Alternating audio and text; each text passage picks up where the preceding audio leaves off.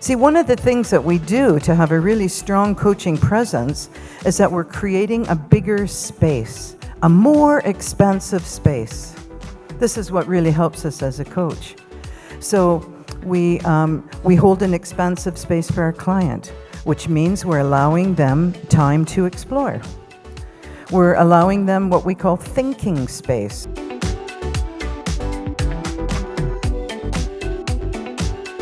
And I reflected on that, and certainly I've been a coach for 20 years, and in those 20 years, one question comes from people more often than all the others, and it's about coaching presence. How do I create a stronger coaching presence? What do I have to do to have a coaching presence? And in fact, the conversation has expanded a little bit. Now people are interested in, how do I create a coaching presence in my life? It's a new topic. It's come up. I teach a lot in China, and this question is coming largely from China, but also from other places in the world as well. How do I create a coaching presence in life? Now, one of the things about that question, what do I have to do to have a coaching presence? There's a little bit of a flaw in the question, because coaching presence is not about what we do. It's about who we are. And that's the journey of coaching, isn't it? That we move from learning the recipes, building a foundation, and doing this thing called coaching. And then with experience, we move into more masterful coaching and we become a coach. And that's the journey. And that's coaching presence.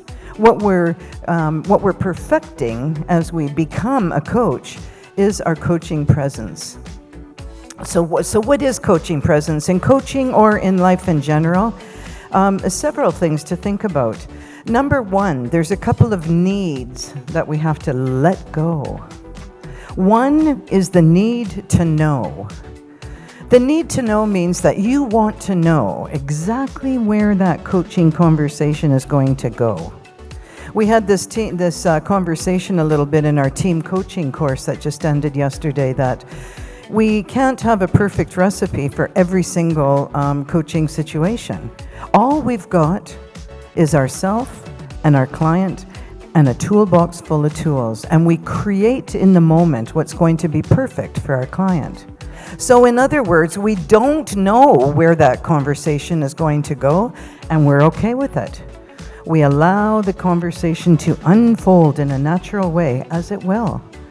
And the second thing we need to let go of is the need to perform. That sounds like a really awful thing, doesn't it? Ooh, Joanne's got the need to perform. Ooh. But it's based on our desire to see our client get a great outcome, right?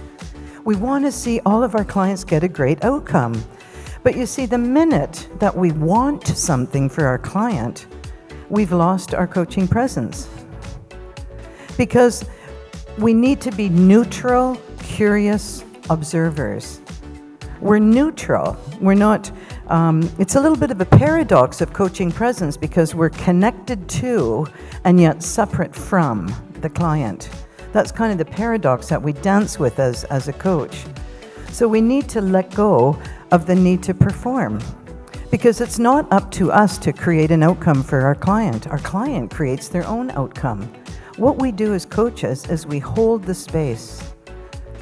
Our clients, our family, everybody, they don't need us to perform.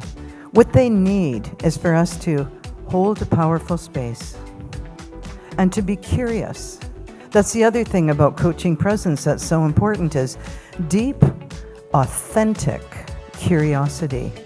Now, what do we mean by authentic curiosity? Well, I like to differentiate it from nosy curiosity. Nosy curiosity is when we start asking our client all sorts of questions about the details, all the little details of their story that could take the conversation right off track. Authentic curiosity is, Marilyn kind of talked about this a little bit in her presentation. It's about being deeply curious about, what's it like to be my client right now? Who is my client becoming? Being authentically curious means being curious about the whole world of your client. See, one of the things that we do to have a really strong coaching presence is that we're creating a bigger space, a more expansive space. This is what really helps us as a coach. So we hold an expansive space for our client, which means we're allowing them time to explore. We're allowing them what we call thinking space. We're not rushing our client. We're giving them space.